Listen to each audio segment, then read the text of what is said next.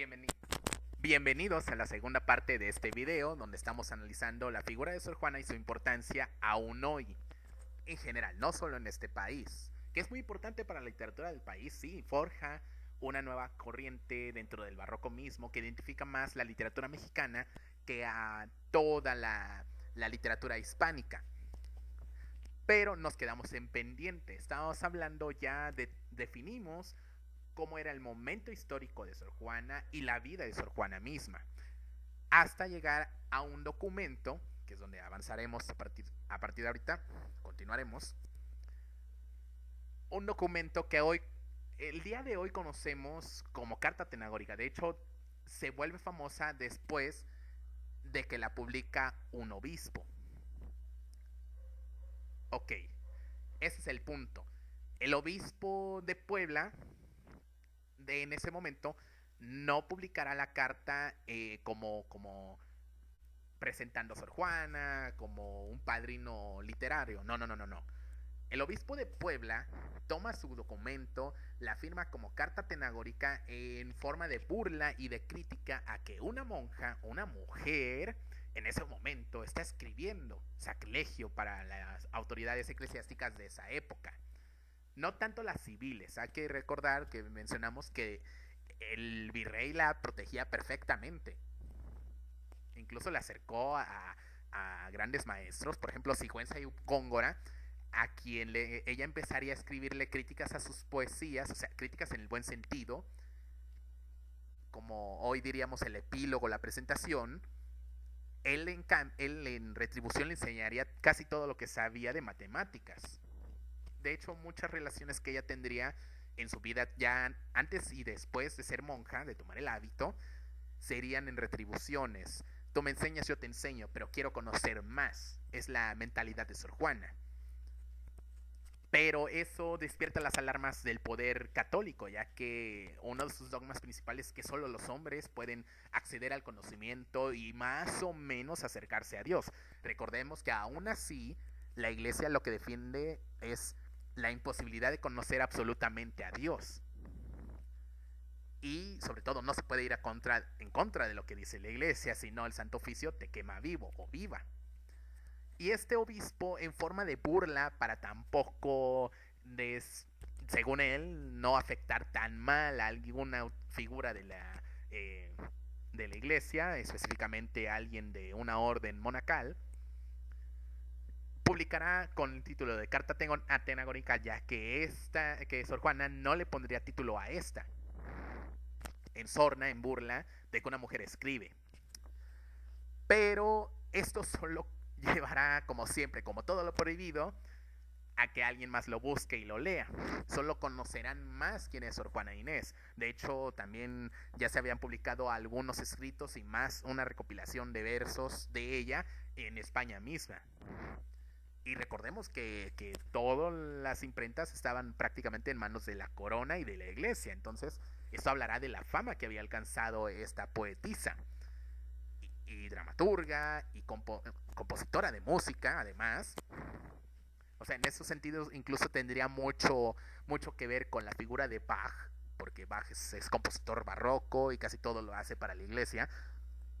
Bach padre.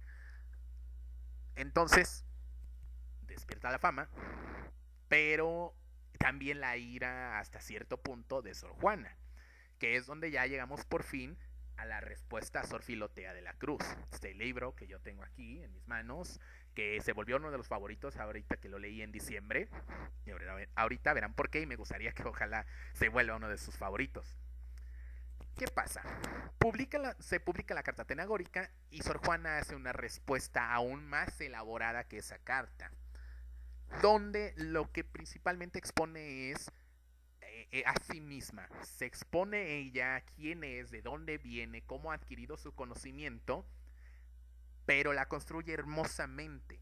Es un documento donde va a convivir a la vez exposición de latín con el lenguaje en español para, obviamente, reforzado de este siglo de oro del español con un gran bagaje de vocabulario como ya habíamos visto en la anterior grabación, en el anterior video. Además irá exponiendo no solo lo que sabe, sino lo irá colocando adecuadamente para que llegue peor la crítica al obispo, con una respuesta que es muy sarcástica, pero intenta darse una supuesta inocencia para que no sea castigada. Es magistral. En tanto te voy criticando a ti, obispo, pero me hago la que no sé, la que pido perdón en realidad. No es así. Eh, es una respuesta que además todas las ideas que había argumentado el obispo de Puebla para decir que las mujeres están condenadas al hogar y a no conocer, no aprender, las mismas las regresa Sor Juana con otro tono y con la intención de decir, sí, la mujer debe conocer. Yo, Sor Juana Inés, debo conocer porque es a lo que me impulsa. No sé si Dios, no sé si, en palabras llanas, obviamente, lo refleja mejor ella con su vocabulario. No sé si yo, no sé si Dios, no sé quién, me impulsa mi propio ser a buscar conocimiento, a buscar más, a conocerlo todo si se puede. Pero vamos parte por parte. Ok, ¿es novela autobiográfica? No, es una carta autobiográfica. Va describiendo de dónde viene y es lo interesante. Va describiendo que ella desde joven tenía incluso dudas que ya rayan en lo científico, no en lo filosófico ni religioso. Es decir, que si Sor Juana Inés hubiera nacido a la par en el mismo siglo de Marie Curie, tal vez ella hubiera sido la Marie Curie de ese siglo, por poner una relación. Le tocó vivir donde vivió, en el siglo XVII, con tanta represión. Pero aún así nos va diciendo que tiene ellas dudas sobre el conocimiento tal cual las tendría después Newton. Nos va diciendo que tiene dudas sobre la luz y sobre todo lo que se mueve en torno a la Tierra. Ya son propias de astronomía, ya son preguntas que incluso se responderán ya hasta entrado el siglo XIX y XX.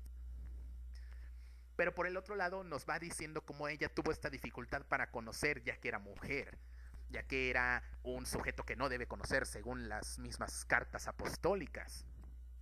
Y esto está, incluso si checan la Biblia, verán a todo lo que se refiere, porque es otro de los puntos importantes.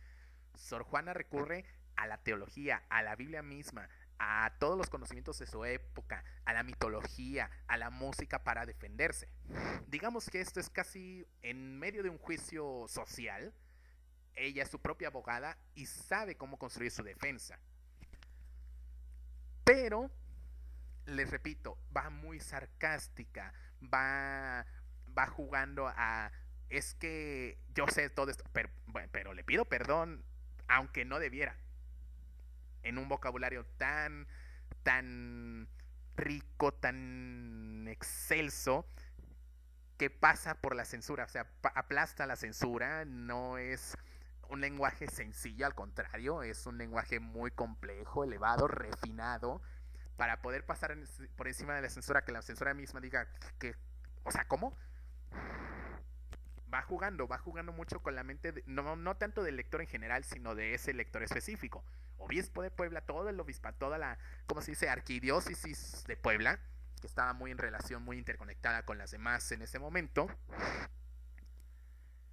Y finalmente llegamos al punto álgido que puede responder un poco la pregunta que hicimos para este video. ¿Cuál es la importancia de leer a Sor Juana en el siglo XXI? Bueno, tenemos un documento, junto con Primero Sueño, nos reflejan ese espíritu de conocimiento, de deseo de aprender de Juana Inés. Ya olvidándonos del Sor de Juana Inés, de la mujer como tal, que tuvo que recurrir a la iglesia para poder conocer más, porque era donde estaban todos los libros, ya fuera porque fueron requisados por la censura o porque solo se consideraba que ellos eran los únicos capacitados para leer y conocer, negados obviamente a las mujeres. Algunos dicen que este libro no es como tal un manifiesto feminista y que de hecho no es nada feminista, porque es muy personalista, es muy yo Sor Juana, yo necesito, es mi deseo conocer, pero no quiero estar en peleada con Dios, porque ese es otro de los puntos de la carta. Manifiesta sus dudas religiosas, que en la época era impensable, o creías o creías. O creías en la iglesia o creías en la hoguera, no tenía otra opción. Y ella misma empieza a plantearse esto de, ¿Será que estoy pecando? ¿Será que no estoy pecando? ¿Será que Dios mismo es quien me puso en este camino? Pero vamos más allá. Es muy de su vida. Ella nos transporta a conocer quién es ella. Entonces algunos argumentan, es que Sor Juana se defiende, no está intentando defender a las mujeres, no está intentando ella, intenta ser generalista para poder defenderse y tener ella el derecho, nada más ella, a conocer. Al revés. De hecho, esto sería tanto como decir que, no sé, que el Corán, que es un libro hecho por árabes, no puede leerlo nadie más, lo cual es una falacia. Lo mismo con la respuesta Sor Filotea de la Cruz.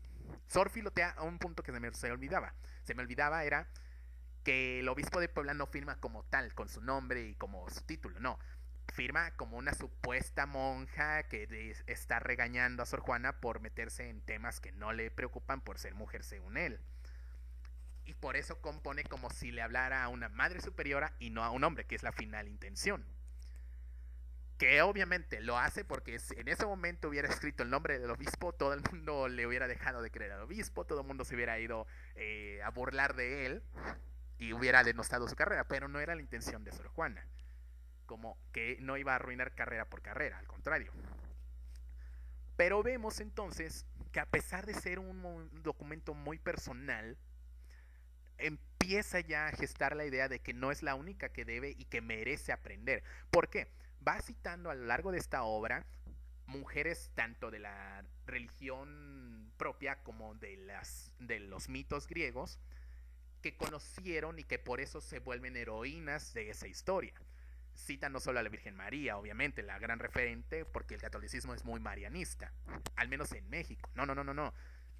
Cita a heroínas tanto del libro de los Reyes, del Génesis mismo. Incluso menciona, si a Eva no se le hubiera negado el conocimiento, nunca hubiera existido el pecado original. Claro, obviamente tiene que atender a la teología del momento porque es lo que más se conoce en esa época. Sin embargo, lo que va proponiendo finalmente es que una mujer debe conocer para no cometer errores. Para no cometer errores, para no ser semejante a un hombre, ni mucho menos para tener esa actitud hipócrita y peor aún vanidosa del hombre. Es de ahí también donde antes vimos el hombres necios.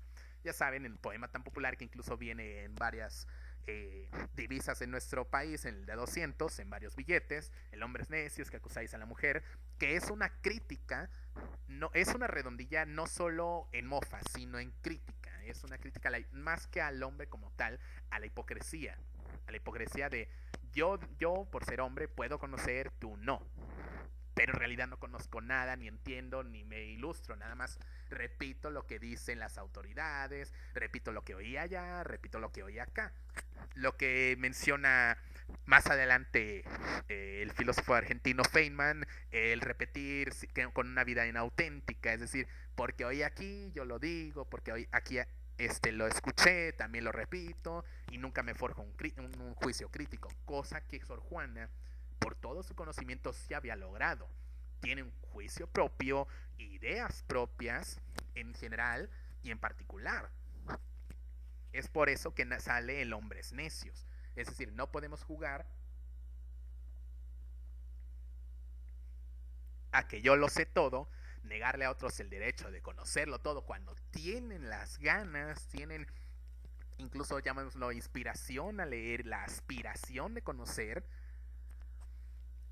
Y simplemente yo, el hipócrita que está negando el derecho a la educación, no saber nada y no aprovecharlo. Es uno de los puntos importantes de esa redondilla.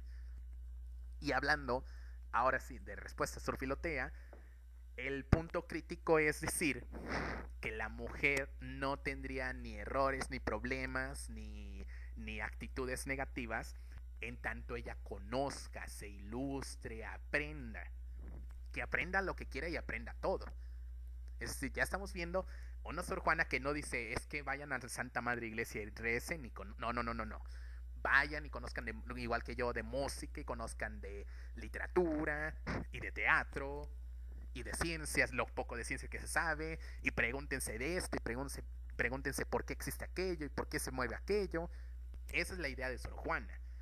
Y es donde respondemos a la pregunta, ¿por qué es importante? Porque ya es un manifiesto, y algunos lo han mencionado así, como un manifiesto feminista americano, o sea, ya del territorio americano, ya no solo de cualquier país, porque por ejemplo, durante la Revolución Francesa ya saldrán manifiestos, pero muy enfocados a la mujer francesa. En el comunismo igual, a la mujer predominantemente socialista. No, es un manifiesto generalista, pero no tanto cae en el generalismo y universalismo de Kant, que existirá siglos después, un siglo después, perdón. No.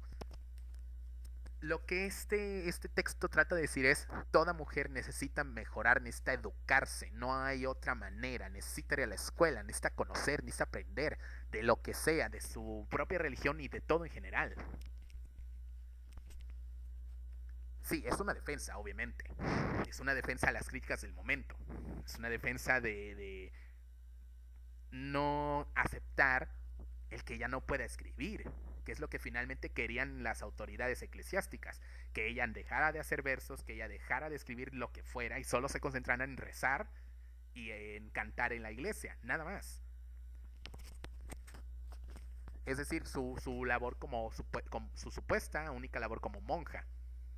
Es aquí lo que levantará hasta cierto grado su ira, pero la sabe refinar, la sabe adornar muy bien con esas características del barroco que ya citamos, y la llevará a no, no es obligación únicamente hacer lo que se supone de lo que la sociedad diga, sino debemos aprender, ejercitar la mente, mejorar. Entonces, ese es por lo cual se dice es un manifiesto feminista, es decir, estamos hablando de una idea estructurada, elaborada, no solo una queja para defender una idea. Que por desgracia en el mexicano seguimos en el mismo camino de me quejo y no edito nada, no redacto nada, no colaboro con una idea, todo lo contrario. Sor Juana ya en pleno siglo XVII, a finales del siglo XVII, es de la última década de ese siglo, empieza a ser un constructo muy elaborado, aún para su época. Y no estoy hablando solo de para una época tan atrasada, sino en general. Porque les repito, hasta la Revolución Francesa, un siglo después, veremos estructuras o sistemas o escritos de ese nivel y de esa complejidad. Las declaraciones de los franceses, de los derechos del ciudadano, en fin, no. Un siglo antes ya se está adelantando. Claro, aquí pasará todavía mucho porque el catolicismo está muy enraizado hasta llegar al estado laico por ahí del siglo anterior.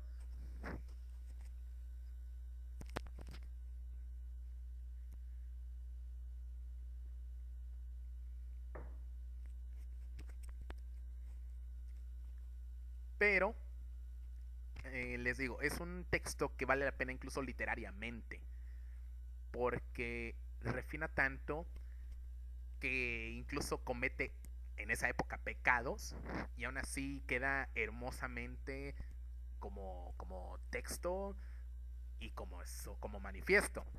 ¿A qué me refiero? Este es un punto importante que habíamos mencionado al inicio del anterior video. Dicho obispo empieza a defenderse con las cartas pastorales de San Pablo y San Pedro de que la mujer debe, y está escrito tal cual, yo no estoy añadiendo nada, solo estoy parafraseando, que la mujer se calle y no enseñe en las iglesias. Eso es lo que dice y de ahí se sostiene este obispo, como con el seudónimo de Filotea de la Cruz. Y de aquí le dice, es por eso que las mujeres no deben, y menos Sor Juana, debe educarse, debe callarse y dejar de escribir. Y lo interesante y pecaminoso en el momento, incluso podría ser pena de muerte por el Santo Oficio, es que empieza a interpretar las escrituras. Eso es un acto de rebeldía total. Es Para la época, para el siglo XVII, esta mujer que está alterando la interpretación oficial de la iglesia del Nuevo Testamento era como si el equivalente a las mujeres que entraron a la CNDH a tomarla. Así o peor de rebelde, porque ella es ir contra el dogma aceptado de la iglesia. Lo que hace es cambia y lee, es lo que les estaba mencionando, el juicio propio de Sor Juana. Lee las cartas de San Pablo, de San Pedro, el Nuevo Testamento, incluso el Antiguo, lo que los judíos llaman la Tanaj, y dice, no, no, no, no, no, es esto a lo que se refiere, y es aquí donde vemos que la mujer debe conocer, aprender, leer, estudiar. Era prácticamente Sor Juana, era una punk del siglo XVII, ya que eso era, cualquiera que interpretara las escrituras a su antojo, iba a la hoguera sin juicio, sin nada. Pero lo hace otra vez artísticamente, estilo propio, estilo barroco, para poder pasar por encima de la censura. Y aún así no era era muy obvio que estaba reinterpretando las escrituras, las sagradas escrituras de la iglesia. Pero va más allá y reinterpreta a Santo Tomás y reinterpreta a San Agustín, los doctores que determinan de definir el dogma católico en el primer milenio, para defender, para hacer lo mismo, para defender la idea de que la mujer debe conocer. Entonces, esos son los puntos importantes de Sor Juana. Obviamente nos presume su latín y nos presume todos sus conocimientos, porque según los varones del momento y sobre todo de la curia católica, conocer para las mujeres solamente las va a hacer vanidosas. Entonces empieza en sarcasmo, en ironía, perdón, a decir, yo sé esto y yo supe esto y conocí esto, pero perdóneme, perdóneme. Es lo incluso gracioso en eso, cómo va burlándose de manera velada, de manera intencional, eso sí, de sus críticos. Finalmente tendremos el siguiente problema. Nadie sabe por qué llegará el momento tras la escritura de la respuesta a dejar todo. Lo deja todo de lado, ya no escribe ni poesía ni nada. Su poesía maravillosa y su música también maravillosa. Y solo se dedica a la iglesia en los últimos años de su vida. Deja de lado eso, vende varios de sus libros, otros los deja heredados. Y finalmente ella solo se dedica a las actividades de una monja. Nadie sabe por qué. Tal vez haya tenido un momento de crisis religiosa, no sabemos. O lo que tiene más posibilidades, y más en esa época, amenazas de la iglesia, que le hayan dicho te vamos a quemar, te vamos a condenar al Santo Oficio. El otro problema es, Sor Juana era muy religiosa, propio de la época. Eso sí, es una mujer de su época y a pesar de todo es profundamente religiosa. Claro, ella sí interpreta y sí entiende y sí busca conocer más, pero no le quita que sea religiosa. Posiblemente ahí la hayan obligado por amenazas de excomunión o de procesos en tribunal de Santo Oficio, no sabemos. Pero finalmente ella deja de lado sus actividades literarias, de conocimiento, en fin, de matemáticas, era buena matemática. Deja eso, cae una epidemia como era constante en esa época, de tifus exantemático, al parecer, es lo que se sabe hasta hoy, no se está tan seguro. Y ella finalmente muere atendiendo en el mismo convento de San Jerónimo, ya que muchas de sus compañeras caen enfermas. Recordemos que en la iglesia las monjas también tienen ese sacramento del cuidado de los enfermos, y finalmente ella se contagia y muere. De hecho, muere antes su confesor, el que la ayudó y para entrar al convento. Finalmente muere y a los pocos días muere ella. Es ahí donde termina su vida, por desgracia. Pero los últimos 2-3 años no escribe nada, no conoce nada y no sabemos si haya estudiado. Lo más probable es que sí, huyendo un poco y encerrándose en su celda. Recordemos que las monjas lo que tienen son celdas, no cuartos. Haya ahí escondido libros, no sabemos nada de eso. No era posible averiguarse, eso solo lo sabían tal vez sus compañeras, no sabemos. Pero lo que sí queda patente son sus ideas. Son sus ideas y esa necesidad de que la mujer conozca, aprenda, busque Y es muy importante, ya respondiendo definitivamente la pregunta, ¿por qué es tan importante? Porque aún hoy tenemos ese problema. Aún hoy vemos hablando a gente en varios lugares, no solo de América, que la mujer no debe conocer, que es pecado, ya sea un musulmán o un católico fanático, que el lugar de la mujer según es los labores del hogar. Entonces todavía prevalecen esos prejuicios y esas ideas vetustas desde el siglo XVII. Y es necesario porque además no solo tenemos eso. Sí es cierto, hay países donde eso es realidad totalmente. Nada más recordemos el caso de Malala, que ganó un Nobel, pero casi le cuesta la vida ir a la escuela. Es, es imposible que todavía siga existiendo eso. Del otro lado, sí es cierto, tenemos aquí en México ya una mayor apertura y lo que nos limita más que nada en general, como hombres y mujeres, puede ser el factor económico o el social. Es cierto. Pero por el otro lado tenemos todavía carreras dispares donde todavía incluso le preguntas a los padres si no, ella no debe estudiar eso porque es para hombres. Entonces todavía seguimos con la idea de que hay materias para hombres, carreras para mujeres, o al revés, cosas que solo son para mujeres y ningún hombre debe estar ahí.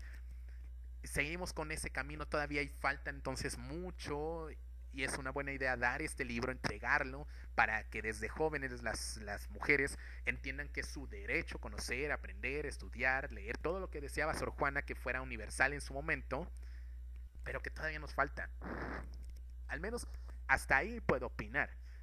Hasta ahí puedo decir, es necesario que lean la mujer estos textos de Sor Juana.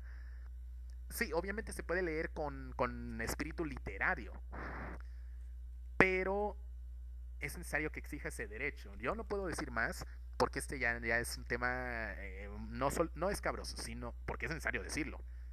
Pero es necesario que también lo opine y lo diga una mujer y me gustaría mucho que en los comentarios se empiecen a decir eso, sus ideas, sus opiniones, o que digan sí vamos a leer a Sor Juana para conocerlo y es necesario que se le entregue a niñas, que se le entregue a más jóvenes, que entiendan que defienden su derecho. Por ejemplo, hace poco yo supe de gente que tiene que no puede estudiar ingeniería en la UAP porque el acoso es muy cabrón y las autoridades no hacen nada. Entonces, que se entienda que es su derecho estudiar donde quieran, donde puedan, económicamente, pero donde quieran, lo que quieran. Que sería finalmente el sueño de Sor Juana, ese derecho total. Pero claro, esto ya son temas que no los puedo decir yo, si no terminaría igual que, por ejemplo, hace unas horas supe de un foro de Guanajuato en defensa de la mujer y todos los integrantes eran hombres. Y lo mismo pasa en Arabia Saudí, donde el mismo emir o príncipe de Abu Dhabi, no, en Emiratos Árabes, el mismo emir y otros príncipes comandan el Consejo para la Defensa de la Mujer, pero no hay ni siquiera las secretarias son mujeres. Entonces, no, hasta ahí puedo yo quedarme. Yo les di el marco teórico, histórico, y me gustaría que acá abajo empiecen a comentar y a decir, a dar sus opiniones, o incluso sus correcciones, qué ideas podemos tener encontradas para poder debatirlas, como una interacción de la biblioteca. Eso sería muy bueno, realmente es una de las metas que nos propusimos cuando empezamos toda esta serie de videos, que haya una retroalimentación, que me digan, oye Mario, se te olvidó te pasaste por alto este tema, o al revés, estaría bueno complementar con este otro. Eso sería muy bueno, sobre todo porque de Sor Juana da para mucho, sobre todo en un momento tan crítico, donde debemos replantear muchas ideas, muchos comportamientos, sobre todo ideas socialmente aceptadas. Y como en la época de Sor Juana, ser punks e ir contra ellas. Esa es la idea. Y les repito, me gustaría lo comentaran aquí. Y bueno, hay mucho que decir y hay muchas obras más que analizar, varios movimientos que analizar. Estaremos después de hasta aquí concluimos de Sor Juana y su importancia, sobre todo para la mujer del siglo XXI y el hombre del siglo XXI que también debe conocerla. Y después de esto vamos a analizar, ya lo he mencionado, realismo mágico latinoamericano que tiene sus menesteres, tiene sus cosas importantes y que lo definen fuera de otros movimientos. Vamos a hablar de distopías. También sería bueno después hablar dentro de este mismo tenor, de Sor Juana, de algunos otros autores y autoras. Vamos a hablar del Padrino, de por qué es tan importante también leerlo, conocerlo y porque a poco sí será tan buena. Yo digo que sí, en lo personal. Para quienes no lo conozcan, también hacer ese análisis. Y posiblemente después analicemos a... Tal vez sería bueno mencionar a Chimamanda Ngozi dentro de este tema. Otros autores hablando de este tema para ya cerrar el video. Además de Sor Juana, ¿quién más leer? Al menos dentro de lo que yo sé. Chimamanda Ngozi, que hace poco la descubrí igual, buenísima, pero ella va muy en contra de ese universalismo del que hablábamos, muy al estilo Kant. No. Ella menciona más un feminismo analizado según el lugar. Estaría bueno hablar de ella. Y también más adelante, que ya casi termino la saga de Caballero de Troya, por acá atrás está. Tal vez, como ya tenemos Instagram, me gustaría analizar, hacer un en vivo y hacer la revisión de lo que finalmente leí, que por fin terminé toda la saga. Nada más me faltan como 300 páginas, perdón, de esta última parte. Y sí, sería más o menos lo que tenemos planeado aquí en la biblioteca. Esto nos agarra con un poco de más que nada yo los agarro con un poco de sorpresa por la velocidad. Estuve ocupado con algunas otras cosas, todo salió bien, pero más adelante varios, incluyéndome bibliotecarios, tenemos otras cosas que hacer, sobre todo de nuestra carrera. Entonces va a ser un poco más difícil ir haciendo estos videos, incluso aún los más cortos. Pero bueno, entonces hasta donde se pueda ir. Y otro punto antes de cerrar, finalmente tenemos una nueva bibliotecaria, una quinta bibliotecaria, que es Cristian González, a la que damos la bienvenida. Vamos a estar trabajando también, ella va a estar trabajando con nosotros, va a estar sumando al equipo, ya está desde que entró sumando muchas ideas. Entonces le damos la bienvenida. Y bueno, eso fue todo, muchísimas gracias y lean mucho.